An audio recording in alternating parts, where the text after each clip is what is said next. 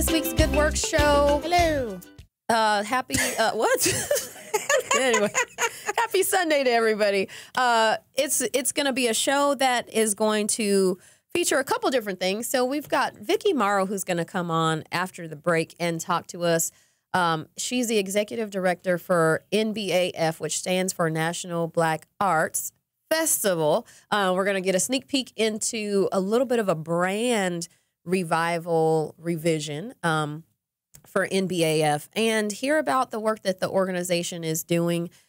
She's been on the show before. We've talked about, you know, the work that they've been doing. But if you've ever gone to an NBAF event, you got more opportunities now to go. And if you've never been, you still have more opportunities. You have a first opportunity and a bunch of others. Yeah. Because they're doing something really unique and special and changing the way that organization is not only operating, but how it's going to be set up in the future. So they've got some really cool stuff coming up. And we're going to hear from Vicki after the break. And then Dennis. Dennis is going to come on. Dennis Bowman, who is the executive director for Nicholas House. And it's an organization that you might not have necessarily heard about, but they are doing a really great work. And so we're going to hear from Dennis after we hear from Vicki, who's going to come on. But it should be a really packed show, lots of information. We'll dig in. We talked to Dennis a little while ago, and so we're going to bring you that interview after we bring Vicki into the studio in just a couple minutes. Yeah. Do you have art? Do I have art? Yes. I have art that I made. Okay, real art. That is real art. First of all, let me just let's just be clear. Yes, I am a artist. I'm an artist, and I have art. But no, my parents have art, but I haven't really found anything that I'm really truly like I have to actually have. So I have a lot of pictures of art that I really like, but I haven't. You know, I've created art for sure That you like. that yeah, people like actually. I've had I people. am not doubting that you're I've gotten actually paid to Really? create things. Yes. How are we just learning this? I don't know, but I mean, and art is art. It depends. Subjective. Yes, very, very much so. But like I've painted some stuff, but I don't sell that type of stuff. But like graphic design, like I've absolutely yeah. sold that stuff before. I make my own shirts and stuff. Yes. I have in the past. My I sister wanna and know I what's have been happening. fashion designers before. That is true, Wes. You have shared that. Yes, so I've created. I have a lot of arts and crafts stuff at my house. Like pretty much half of my office is arts and crafts stuff. The other stuff is That's cute. Apple products. So Well, I mean, that sounds just about right. kind of that's what it is. But yeah, I paint things because if I can't find art for a wall in my house that works, I make it myself. yeah, I have a lot of sip and paint stuff that's in my garage though. Oh, I don't have. No, yeah, I don't do that. Yeah, I do. Oh, those are fun. But I have No, a lot I've of gone. those. It's fun, but I think mine all ended up at Goodwill. So somebody bought my art, No, they probably. or not. But that's why you put it in your garage. See, one of my friends I don't told have a me garage. because well, You said that's you right, made yeah. so your garage is like an art gallery from your. I mean, they're not actually hanging on the wall yet, but she did give me that tip because they weren't. What do you do with that? Yeah, I didn't want to put, and it's disparate. I mean, Yeah, you got like a bridge over here, and then you got the lady with the afro over here. Doesn't go There's together. always I don't know. Like I feel like doesn't go together. There's like a sip and paint book. There has to be of like the things because there is It's like always a wine bottle tipping over with the yes, fruit. and then like I was the lady with the flower in her hair. Yeah. Like there's always that option. Right. So it doesn't go together. So, and then I go a little rogue in those classes. That is not Because- surprising. Well, that's fine. I mean, they give you, it's subjective. Well, I So changed you the can colors. go I have off. done that. Like Sometimes I'll just do my own thing. I don't have warm colors in my house. Like I don't have like beiges and reds and that kind of stuff. So like what I do at the Sip and Paints, like if that's what the color scheme is, I pick colors that match my house. I don't know why I bother because none of that stuff is ever going to hang in my house. But you gotta know, it's find a possible. space. So the garage, one of my friends told me is the best place so that you don't have That to throw it sounds away. great. but you could keep it. That's a good idea. And then you have it somewhere where it's not going to bother you if you see it all the time. That's true. See, my thing is photography. So, like, all the pictures in my house are pictures that I've taken. Too. Shot on iPhone. You just own it. No, but like I'm telling you, like I just have some real legit good pictures that I bet you somebody stole off of when I posted them online. They probably put it on a postcard. There's a picture that I feel like I know has been stolen. I have this awesome picture that I was able to take at the 9/11 museum because I was staying in the hotel that overlooked the Ground Zero. Yes, thank you. So I have this incredible bird's eye shot that I was able to take, and I post it usually on 9/11. So there were great pictures from that, and I'm like, I'm pretty sure, because then I was able to make them black and white, and it was when the lights were on. It was all really nice. But anyway, but yeah, so my rule in my house is that the only photography that's in my house are pictures that I've taken. Like I don't, I don't have any pictures. Oh, and I'm a sculptor too. the pottery thing. I'm telling you, like I got all kinds of. I might own. That's for real. I have some really good. I don't doubt that you do, because you also, you do gift wrapping. That's art. I do. I have. That's a side business. That's like my 8th job. A lot of jobs. I actually have 3 for real, like paying jobs, and then all these other jobs. Then I don't know that you can call that a job though. Is that just not that's just like volunteer work? Oh no, I'm a volunteer. That you pay to do. No. You pay to do that. I'm not volunteering about that. Unless it's I don't do it for anybody else anymore for free.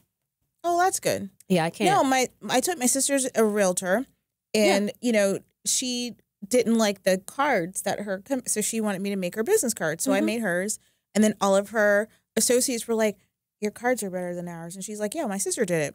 So then she's like, well, will you do? I was like, no, not for free. I won't. Yeah. So that's my little $25 side. I don't think I'm charging enough, but I made a template. You could always go on Fiverr. Somebody will do it for $5. So that's true. So maybe well, don't tell them that. Don't tell them that everybody they can do that. Fiverr is a great place. I need Fiverr. I need some work done. Actually. You could go on Fiverr and put your work on there. I know. I don't. Unless you got images from the internet, then you might want to. I know, right? That's might want to. That's the problem. That's not, But anyway, you could go on Fiverr and make some money. I do think I should put. I wonder. Though you can't sell your photographs to where can you put? You can put them on iStock. I think you can sell them to Getty too. I think you can, and then people can. Maybe I should do that. That's passive income. Yeah, I mean, if you are ready, I need to make a phone call and ask about. That's about how do you do that? What happens to that money? Yeah, but there are some pieces. There's the stuff that I really, really want is when I'm in a different country and I'm like, well, how in the heck am I going to bring this back? And I have one suitcase that can only weigh 25 pounds. Right. But I will say, though, going to the local art thing, because when I lived, like I was, we'll talk about this later, but when I was living in D.C., there were particular artists that would always show up at Eastern Market on Saturdays and Sundays. And they had beautiful stuff. So, like, some of the pieces that I've gotten over the years have been from that. And they're not cheap, but they're not outrageously expensive street artists. I bought stuff from street artists. I do have that kind of stuff. Yeah. They're not well known, but I just like it. But the stuff is gorgeous. Yeah. And, one girl, I keep in touch with her on social media because I keep going back and forth with whether or not I want to have her, I want to commission something because I just like her art. So there's a lot of opportunities. So I'm excited to hear from Vicki, and because Atlanta's not really an arty city. Yeah, there have been some organizations who've been around and trying to great stuff. But because I always kick myself. I never remember to go to the high on the Fulton County Free Day. Oh, I don't live in Fulton County, so that knocks me out. Right, but you can have Bank of America Day. So that's one thing that we want. So I forgot. I keep forgetting. Do they still have that? Yes. Oh, it is still. So they don't remind you enough about that. They don't remind you at all. It used to be on all the ATMs, and then I think they took it off. Well, they still have it. I don't go to the ATM exactly. So if you go on the website, if you are a Bank of America card holder, you do get access to museums. And is it debit and credit? Debit and credit, as long as you have your card, and I think it's you and a guest. I think it's once a month, and you have access to like thousands of museums, and they're not, of course, not just here, it's across the country. But you have access to all of that stuff. So that's one of those things that people could be taking advantage of. And then we do know at the high on one weekend a month, and I honestly don't know what it is, but Fulton County residents are able to get into the museum for free. So those are, there's a lot of there's some great, the Zuccotti Gallery I've been to quite a few times. There's beautiful stuff there. So there's a lot of really great and interesting art stuff happening. And it'll be good to talk to Vicki because they talk about national. They're national, so they're bringing folks in from all over the country. But they're here, and so they're also able to talk about, some of the stuff that's happening right here in our community. I like your nail polish. Thank you. It's very good. Shout out to Nancy. Anyway, she's the lady who does my nails. All right. Well, anyway, we're going to have a great show talking to Vicki, and then we're going to have Dennis on from Nicholas House. So you're going to want to stick with us and stay with us for the show. A big shout out to our Duluth store team. Store open October 3rd. It's a great store. If you haven't a chance to go off of Peachtree Industrial in Duluth, make sure you see it. There may be some art in that store. I was going to say we may have some art. Yeah. And if we do, we will. We'll share a picture when we get to that, because we're considering how we bring some art into that space in the store. Not just art to sell, by the way, which you can. There have been stories about people finding $500,000 original paintings in Goodwill. So you should really, if you're into art, you should go to Goodwill and just check it out. I mean, there's lots of stories. You never know what my paint and sip will be worth. You might find Trinice's paint and sip, and then right next to it, you might find a Picasso. No, you're not going to find a Picasso. Probably not. Anyway, join us after the break. We're going to bring on Vicki Morrow of NBAF. You're listening to The Good Work Show. To learn more about the show and how your company can tell their story, like us on Facebook and follow us on Twitter @GoodWorkShow. Audience, welcome back to The Good Work Show. We're excited because we have National Black Arts Festival in the house. Yay! We've got Vicki Morrow here, and she is going to talk to us all about National Black Arts Festival. So, Vicki, tell us about the organization. Give us a little history of the organization, though, because if folks have been to an event for National Black Arts Festival, they probably are aware. But if they haven't, or they just kind of heard of it, give us a sense of what it is. Glad to. So National Black Arts Festival is 31 years old, and it started as an festival, a summer festival in July, founded by Fulton County, as a way to bring national artists and national audiences to Atlanta. And the artists really covered multiple arts disciplines, from music, dance, film, theater, visual, and literary arts. And so for 1 week in July, the middle of July, all of these people would sort of come into Atlanta, Fulton County, and just have an amazing experience. We would see all types of artists, and a lot of Black families really said it felt really like a family reunion, because people would come from all over. Yeah, that's cool. I mean, I always hear about it. People are going, they have cool things. I mean, and it's kind of like a takeover. It really is. Yeah. It's takeover of the city that weekend. Yeah. Yes, it really was. The last year that we had that traditional festival was actually in 2013. And I think people don't even realize that. They'll say, oh, I went last year. I was like, no, you didn't. Yeah. Don't you love when people tell you that? They're like, I just went there. And you're like, I'm pretty sure you didn't. But it speaks to the impact it had on the city, the impact it had, frankly, on the nation. And we have like Mayor Bottoms came to our event last year, and she was saying that when she was traveling in Spain, people were talking about when they came to National Black Arts Festival. So it's really had a worldwide impact. And many of the artists that have come through and gotten exposure, it really gave them an elevated platform and changed the lives of many artists, visual artists in particular. When people think about NBAF, they think about the fun times, but they also think about buying visual art. I bought my first piece there, etc. So talk to us about some of those artists. So like, drop some names for us. Who has been here? Who has participated? Yeah, tell us. Yeah.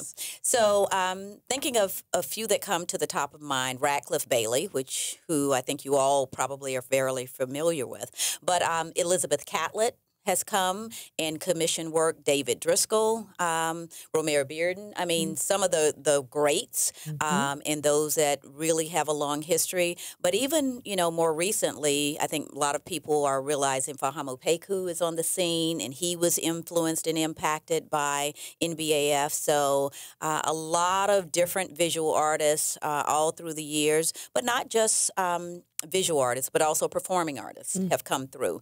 But I would say that where we've had the greatest impact has really been around visual art. Yeah, yeah. So now we're kind of talking about NBAF as like the past. You just say somebody said 2013. There's a revival and a change going on. So tell us about it, because it's really exciting, and I think it expands the opportunities for people who said, "Oh man, I was out of town. I missed it. I couldn't go that year." So tell us all about all of the good stuff that's happening. Absolutely. So as I mentioned, 2013 was the last year, and right after that, we started focusing on one arts discipline a year. 1 year of dance, 1 year of film, 1 year of theater. And people got confused. They were like, what is it? And what are you doing? And I thought I went to the festival. And so at the end of our 30th anniversary, which was the end of 2018, we embarked on a strategic planning session, the board, the community, the organizational staff. And we really said, how do we reimagine NBAF since this once a year deal doesn't seem to be catching on? And so what we said is a couple things. One, we wanted to continue with the mission to advance the art and artists of African descent. And we wanted to keep our disciplines, the multidisciplinary aspect of it. So continue to focus on dance, music, film, theater, visual, and literary art, but no longer be bound by time. So by that, we mean we are no longer a one-week festival in July, but we really are doing different events throughout the year. So we're now evolving into a year-round arts organization, and we're doing that in a couple of different ways. So I'd love to talk more about that. And what we're doing. Yeah. Let's go. Let's talk about it. All right. So first of all, we said three things first. Youth. So we want to impact the next generation of artists. And what we found is in some of our underserved communities, and so we're in several APS schools, where we are reaching students that no longer have traditional arts programs and giving them an opportunity to be exposed to many of these arts disciplines. For some of those students, for the majority of the students, it's a great way to incorporate arts programs in the middle of their day. And what we've found statistically is that students that participate in the arts really score better on all statistical tests. They do better in school. They're more focused, etc. But then there are a few that actually are interested in a career in art. And so for those, we are talking to them and beginning mostly in the high school curriculums around how to consider careers in the arts. And I think when we find kids in underserved communities, they may not have had exposure to all of the arts. So putting them in a position that they see some of the things that happen behind the scenes. So not just the actor and the actress or the singer, but, who's the songwriter and who did the screenplay and who designed the costumes and who did the graphic design work. So for them to think of less traditional paths as an artist and realize that they could actually make a living doing those things and following their passion. So the next space outside of youth is working to continue to engage audiences around public programs. So there was this one-week festival that we have no longer, but we're doing pop-up events throughout the year. So this year alone, we started with the Super Bowl. We had a wearable art event at the High Museum in January, right into Super Bowl weekend. In May, we did a pop-up visual art exhibit out of a big inflatable tent at the Jazz Festival. We did a hip-hop and jazz fusion concert at City Winery. Oh, that's cool. Yeah, that was really cool. And it blended generations, right? So those that are interested in hip-hop, for them to better understand how jazz has influenced many hip-hop artists. So that was an attempt to have a wonderful evening, but also provide some education around the influences of jazz on hip-hop. And then on October 22nd, for example, we're partnering with a couple of several other sponsors to bring Ta-Nehisi Coates' the theater adaptation of Between the World and Me, Atlanta, to Atlanta. So this was a theater adaptation that was started by the Apollo, and it's been in New York, and it's been in D.C., and those types of amazing performances usually don't come to Atlanta. They just don't think we have the culture and the crew. And so we worked with several other people. It was led by Ronald Williams and Camille Love and some other folks to try to bring that wonderful performance to Atlanta. It's at Symphony Hall on October 22nd, and we played a role in that coming to our city. So those are the kind of pop-up experiences, and you see there's a blend of music and theater and visual art all combined, whether we're doing it in the school systems or we're doing it for public programs at a free or nominal cost. That's I would awesome. imagine kind of breaking it up like that gives you more options. So like, you know, bringing that theater experience may not have worked out for July. Right. So then you would have lost that opportunity, but now you've got all year to Absolutely. work with. And that's what we're hearing from a lot of people as they begin to understand what this new vision is and how it's being reimagined without the traditional festival. People are really excited about, oh, if I didn't catch that, maybe I can catch this, and things are going on all year long. And then it gives us, from a branding and an organizational recognition standpoint, we're not just showing up once. We're showing up several times. And anytime our brand is elevated and our organization is elevated, it helps us to continue to have a platform where we can showcase artists and we can give them resources to turn their art into commerce, which is another thing we like to say. Absolutely, yeah. And I like the way that you plugged in with the different, with the youth and starting early and then kind of getting them thinking about, because everybody who youth, when I hear talk about, oh, I want to be a rapper or a singer, like, yeah, that's great. Artists don't make that much money. Yes, exactly. Yeah. Let's be real. Yes. You got to be that songwriter or that producer. Does, exactly. Those Yes. people behind the scenes. That's how we talk. Yeah, you see P. Diddy. He is a rapper-ish, Yes. but Made his but money he made behind his the money. scenes. He made his behind the money a scenes. different So way. did Yeah. Kanye. So let's just keep, So again, That's I what think we're those trying are to do. really good lessons that you are starting with the youth and getting them to think about and educate them on seeing, art in a totally different way. Absolutely. Yeah. So you nailed it. That's what we're trying to do. Yeah, that's fantastic. So, Vicki, we want to talk a little bit more after we take a break. We're going to take a break, come back. But I want to make sure that you've named some things that people can get involved in now and throughout the year. So let's take a minute, give them some information about how they can learn more, how they can follow the organization and what you're doing, because as Trinice said, they can join in all throughout the year. Great. Love to. So tell us how they can do that. So a couple ways. Our website is mbaf.org, social media, which is where most people are paying attention now, at MBAF. And so we are pretty active on IG as well as Facebook. Those are the two platforms where you see the most activity from us. But, either when you go to the website, you can sign up for our emails. So through those three channels, we have a way of communicating with everyone and sharing with them the great work we're doing and understanding further ways to engage with the organization. Fantastic. So we're going to take a break. We're going to come back, talk a little bit more with Vicki Morrow, National Black Arts Festival. You don't want to miss it. Stay tuned to The Good Work Show. We'll be back. To learn more about the show and how your company can tell their story, like us on Facebook and follow us on Twitter @GoodWorkShow.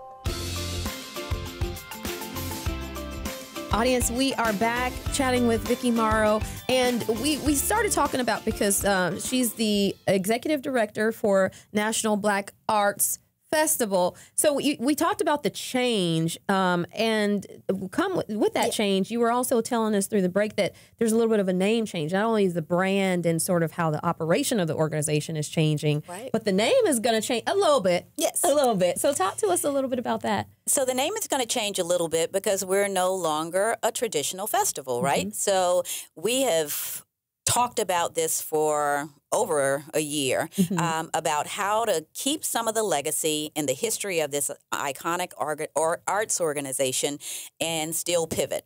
And so we've decided on using the acronym still, NBAF, but really dropping the word festival. And so it's NBAF, National Black Arts. And then that F is sort of dangling out there. And so what the F really starts to mean, instead of festival, it really means this, that we will feature it. We will find it. We will fund it, and we will fight for it. So those are the F words that the F has now begun to mean. So we are finding the talent, we're featuring the talent, we're going to fund those artists and make sure that they still have the platform that they need, and we'll fight for this long-standing organization to still be a part of not only Atlanta's art scene, but also a really iconic organization for the nation and the world. Oh, that's fantastic. Yeah, I love the way that you incorporated that F and it has different meanings. My little marketing mind just started. Yes, we have gone through every F word imaginable. I'm sure you did during the brainstorming. I'm sure there were some more interesting ones that didn't quite make it to mainstream. Yeah, you probably never have could some get a signs consensus. around the office, don't you? We have lots of little F sticky words. notes. Yes. But we thought, hey, find it, fund it, feature it, fight for it. Fantastic. That's awesome. Yeah. So you told us a little once about one of the events that's coming up. So what else? Because you just said that you have stuff going on all the time. Yes, so we do. We're going to hold you to that and hope that there's something else you can tell us about. Absolutely. One of the other things that we just launched is something that we're calling an outdoor museum.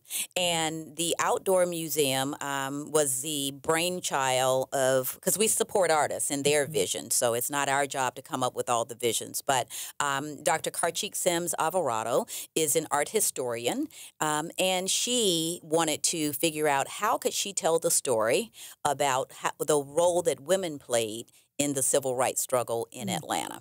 Karchik wrote a book about it, and it is really largely a pictorial celebration of the role of women in that.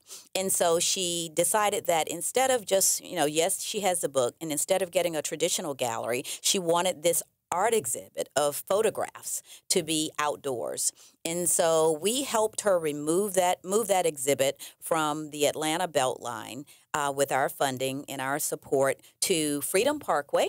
Nice. And it's a 2-mile stretch of photographic exhibit on Freedom Parkway, and then there's a small portion of it for our downtown folks in Woodruff Park downtown, so that you can either take kids for a school tour, and they get a chance to be outside, do something fun for a field trip, and then learn a little bit about history. And it's a lot more interesting when you see it that way. So that is one of the other things that's going on this year.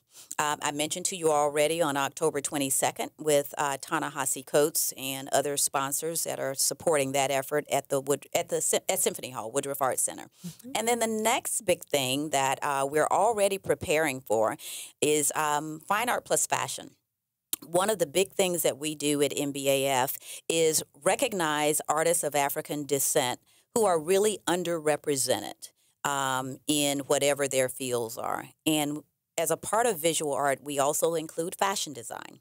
And Michelle Obama, I think, was one of the people that I think made the nation more aware that artists of African descent really aren't usually in the fashion design industry. And so she matched her Target sweater with a Tracy Reese skirt and, maybe some Manolo Blahnik shoes. So she just had fashion up and down. And so what we're trying to do through our work is to highlight. We have a student fashion design competition where artists that are attending 4-year universities in Georgia and majoring in fashion design have a chance to compete. And so they submit their fashion designs, and we have an impartial jury that selects the top 3. They get a $2,500 scholarship. They get a window in Neiman Marcus, Atlanta for a week. Oh, that's Nice. awesome. Yes, and That's then, huge. Yes, and then we showcase them at our March event, and so it gives them visibility and a little financial support to use however they can to continue their fashion business. But what we also do is to highlight at that fashion event someone that's really doing something major, either in fashion or traditional visual arts. And this year we are highlighting in 2022 stars. One, June Ambrose is the stylist for Jay-Z and many other rappers. And so she's going to be recognized. She's our 2020 honoree. And our other 2020 honoree is Dapper Dan. I don't know if Oh, you wow. heard. Yes. So Dapper Dan is, you know, the 70-year-old fashion icon in New York. And he's really getting his flowers this year. Yeah, he really yes, is. yeah. Yes. So, you know, we're excited about those two, and they will serve obviously as examples for our fashion design students. They'll have conversations with these two fashion icons and be able to get some tips on how to navigate their career and continue to improve. So those are the things that are on the horizon, the shorter horizon for NBAF. Yeah, Well, cool. now, if you need help Yeah. with those Elaine and I do really good That's window right, design. we do. Okay. I'm just saying. we do. It's I our wanna be the I want models to come as to the well. fashion event. What Oh, is we're it? coming What's to the date that. for Yes, What we is- will. Yeah. what is- So we've actually got two. We've got a preview Okay. on October 29th. Okay. And then we've got the big fashion event March 26, 2020. Okay, So those all are right, the two I'm things coming. coming up. Yes. We'll Okay. make sure that you guys know about that. Yes. Yes. Yeah. Okay. So you know what? So because you've been in this space for a while, Vicki, what is Atlanta missing? So we have a lot of, you mentioned because you can do the women of civil rights, you can do that in Atlanta. I mean, Yes. you absolutely should do Yes. that in Atlanta. Yeah. But as far as the arts, and you mentioned, people didn't think that you could be a draw for the kind of events that you could have in Atlanta. What's Atlanta missing? What's it going to take for us to get recognized as that place? Because we're recognized for so many things, good and bad, Yes. in Atlanta. But for the arts, and particularly for Black art. So had this conversation just last week, and the artist and I have it often. But, I think Atlanta needs to do a couple of things. One, we really need to understand as patrons of the arts that we have to invest and we have to support our artists, whether they are performing artists, whether they're visual artists. We have to go to their shows. We have to buy their music. We have to support in buy Black art.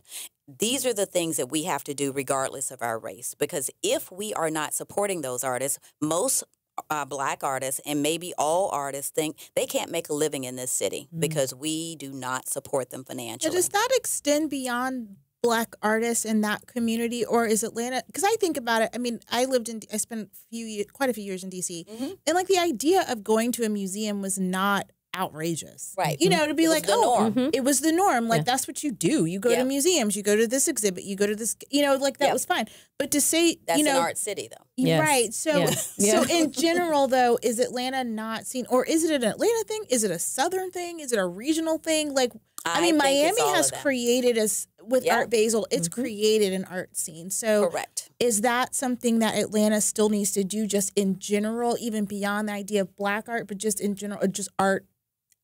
Yes. The Okay. answer to that is yes. I think that it's an Atlanta thing. It's a Southern thing. It has to do with exposure to the arts. It has to do with appreciation of the arts. And so you mentioned two of the larger cities, whether it's Miami, Art Basel has created that for them. If you think of D.C., museums are everywhere. Yes. The Smithsonian, the Sex. And they're free. Yes. And they're free. And they're so free. That makes a New big York, difference. art is everywhere. So, children that grew up in those environments were exposed for free and everybody had access. That's the other reason we like the idea of this outdoor museum. Yes. Even Yes. as small as this is one exhibit, but it's free. and it's not intimidating. So one of the things I love what Doug Shipman and Rand Suffolk have done at the High Museum and Woodruff Art Center. They've done everything they can to try to make it accessible, to make it free. They've done things to remake the campus. So that's beyond Black art. But letting people know that art is accessible to everyone, it's affordable for everyone, and anybody can do it. Those are the things culturally we have to become more sophisticated as Southerners, because I'm originally from Birmingham and we didn't have access either. But yes, and more exposure, more free things. And then last but not least, those of us that have some discretionary income have to speak with our dollars, buy one less dress, one less red bottom shoe, and go buy a piece of art. You know what, Vicki? I'm so glad then that NBAF has changed, because now you can be a catalyst for this. Now just not being, solely focused on that 1 week, but now breaking it apart gives you a nice seat at the table to be able to lead that. So thank you so much for your time. Thank you for the opportunity. And really just kudos to you and the team for taking the step to do, I'm sure putting on that 1 week was a whole year's worth of work. Yeah, but now you got a whole year's worth of work to put the work is the work. Yes. But thank you so much for your time. Thank you so much for having and helping me. to advance the art scene. And like Trinice was just alluding to, not just Black art, but really making the connections. You mentioned connection to Doug Shipman at Woodruff, and putting it all together, because we have a little ways to go in Atlanta, but we could do it. We got a lot of talent here. We can do it. So much talent here. Yes. Thank you. Thank you. You're listening to The Good Work Show. To learn more about the show and how your company can tell their story, like us on Facebook and follow us on Twitter @GoodWorkShow. Audience, welcome back to The Good Work Show. We are sitting here with Dennis Bowman, who is the executive director of Nicholas House. Welcome to the show. Thank you. I'm glad to be here. Appreciate it. Absolutely. So tell us all about Nicholas House and the mission of the organization. Sure. Nicholas House, our mission is to help homeless families to become self-sufficient long-term. And we do that by providing a temporary place to stay while also addressing the root causes of why a family may be homeless, so they're never homeless again when they leave our services. Wow. Well, that's a big part. Yes. Yeah, that's the important part. Yeah. Because our mission is about self-sufficiency, not just about housing. Got it. Many times I say I'm not a homeless organization, we're a self-sufficiency organization. Nice. Yeah. So talk to us though. So we've had a lot of organizations on. We've had and I'm blanking out. We had Raphael on from Gateway Center. Center.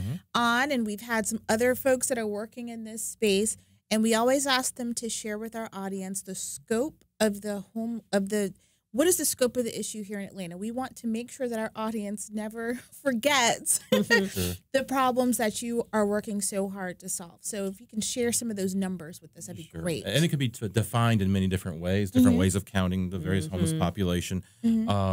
So, for example, we deal with family homelessness only. Right. So right now, the last statistics we have, we do a homeless count every January. And the last statistics we have that in the Fulton, DeKalb, City of Atlanta area, there were about 1,100 homeless children and parents. So about 800 of those were children. So about 800 children on a single night.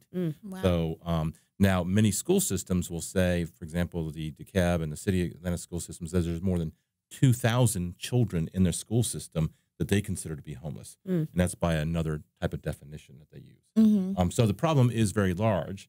In fact, it's about, for families, homeless families, it's about 37% of the homeless population in DeKalb and Fulton County are actually families. And you often don't see families who are homeless. You see the individual man at the end of the exit ramp, which is a true, real face of homelessness. But increasingly what homelessness is a little girl or a little boy and their parents trying to find a place.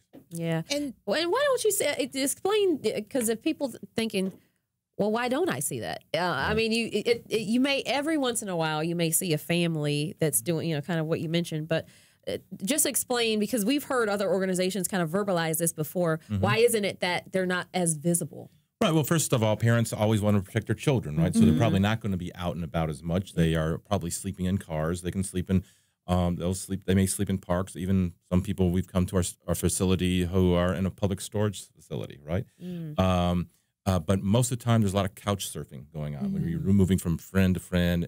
to a family member, and you can only stay a little period of time. Then you have to find your next place to stay, and so that's why you don't see families as often. But interestingly enough, the Department of Housing and Urban Development (HUD) does not count those people as being homeless. That's Really? why the counts sometimes for families are a little Low. bit different. If you are just moving from place to place, staying with a friend or so, they consider that you have a place to live, so you're not homeless, even though you really don't have a place. Or if you just scrape together enough money to stay at an extended stay hotel for 2 or 3 days, and then you're going to be out in the streets again, they don't consider you homeless under that definition.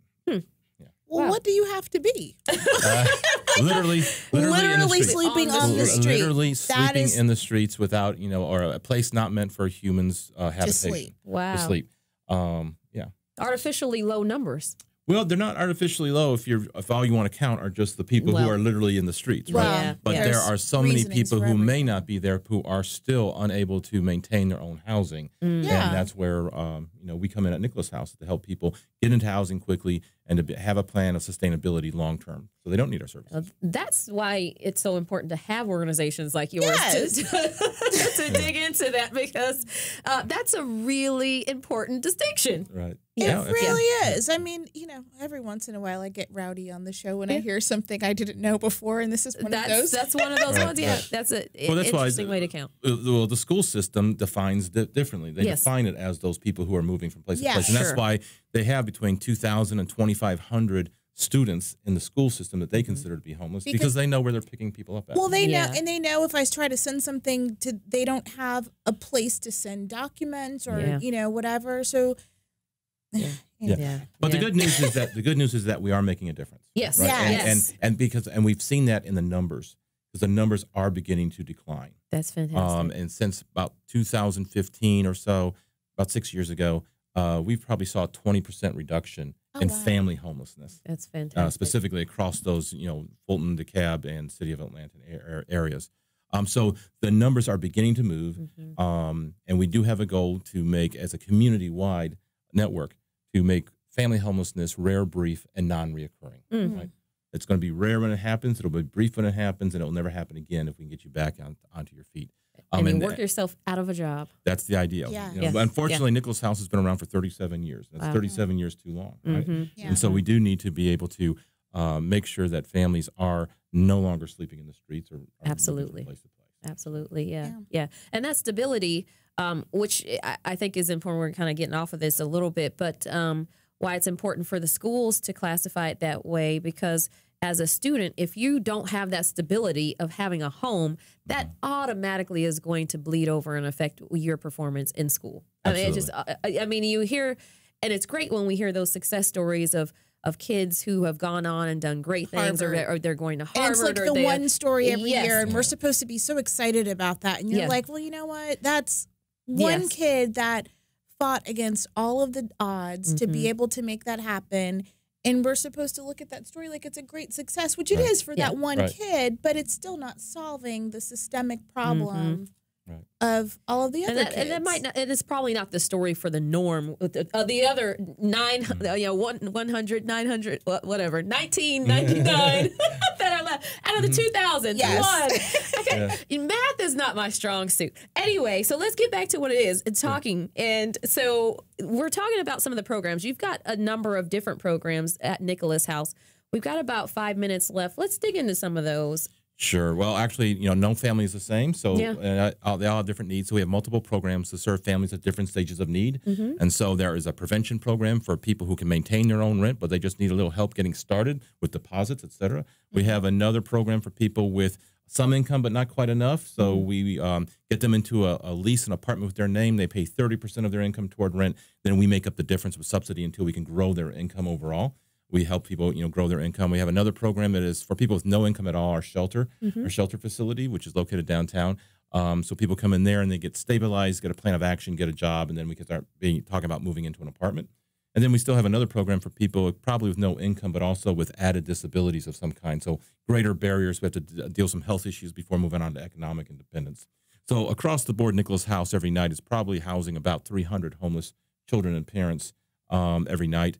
And for all those programs, the key goals are earn a living wage, have a healthy family dynamic, and maintain your own housing long term. And I would imagine that the first program, I think it was the first one that you mentioned about getting folks on that first step, they might have the income to be able to pay the rent, but when you're trying to do first and last and move, Right. that's And deposit, a everything, yeah. huge hump to get over. That, how long would it take for somebody to be able to have this, but then save up to be able to have that? What an incredible burden to have lifted to be able to, be able to make that step. Because you're like, well, I can do it once I'm there. Right. It's just the getting there that you can't do. Right. And that's what we do. Is what's incredible is that we see in all these families, so often you think of homelessness and it's due to substance abuse or mental health issues, but in family homelessness, and that is a true statement many times, but in family homelessness, it's really an economic issue. It's people who are living on the edge instead of earning a living wage, and something happens in their life that pushes them off that edge into homelessness that to any one of us, it might be sustainable, or we have the network or the savings to get by, but with that family, it didn't. And so with the help of the community, Nicholas House is able to take those families and give them that support that's needed in order to get them back on their feet into a lease and a sustainable plan moving forward, either through our own housing subsidies, through our after-school programming and summer camp programming for the kids to get them back up to grade level and moving forward, or through our employment navigation that helps them really find a job quickly on a more career-oriented path with increasing earning potential, not just a small minimum wage job. Yeah. So, Dennis, tell us about a family that you might have encountered since you've been at Nicholas House that has really flourished because of the work that you and your team are doing. Can you give us an example? And of course, if you want to, talk in generalities, but we just want to get a sense of who are some of the people who have gone on and really been successful with the support of Nicholas House? Well, absolutely. There's so many different stories. Every time you see a door, behind that door is another story of another family, how they became homeless and how they can be successful moving forward. I remember one time I was actually walking through the dining facility area there, and there was a little group of people standing around, and a woman was holding this picture of a really lovely house. And I went over, I said, "Oh, is this the house you're going to be moving into?" And she said, "No, this is the house that I used to live in." And I'll call her Miss Smith. She actually was a single divorced mom with 4 children, doing very nice. She had a 4-bedroom brick house in the cul-de-sac of a suburb of Atlanta. Everything was doing fine until she lost her job through a corporate downsizing, which happens, right? Yep. So, but she's had severance. She thought she was going to be fine. But she had a very unique job and a unique job skill set, and she could never find another job quickly enough. And her severance soon went down, and she basically said as her bills piled high and her savings dwindled down, that she froze. She didn't know what to do anymore. She started actually having garage sales every weekend, selling the things out of her house in order to meet the next mortgage payment. And eventually that all dried up too. And so she eventually found herself evicted. She went from house to house, friends and family and neighbors, whatever. And then eventually she had to come to Nicholas House, and she found Nicholas House where she was able to get there and realize that, here she is, she was perfectly fine, doing fine. And a year later, she was evicted, living in a homeless shelter, and she was tracking her house online, and it was sitting there vacant still, not sold. Yeah. And she could be living there. Right? Wow. But at Nicholas House, she was able to get mental health counseling, get out of some of the depression that she was in. She got involved in our employment opportunities in terms of learning new skill sets, also about how to define yourself better in the job search market. So, you can take transferable skills to another area. Her kids who were falling behind in school, right? They were becoming a little bit troublesome. They got back in school, got back on grade level, began to flourish again just because of the stability that a home can bring to people. And as a result, they actually moved out of Nicholas House in a very short order, in probably about 3 months. And they were able, she was able to obtain another very well-paying job. And she is now in an apartment with her family, but she is in a home buying program to buy another house very shortly in one that she can afford long-term. Wow. Well, you know what, Dennis, we are out of time, but we loved hearing about that story and the work that Nicholas House is doing. Thank you so much for being on the show today. Well, I appreciate it. And of course, if anyone's interested in learning more about us, they can go to nicholashouse.org on the web. Thank you so much. Thank you. You're listening to The Good Work Show.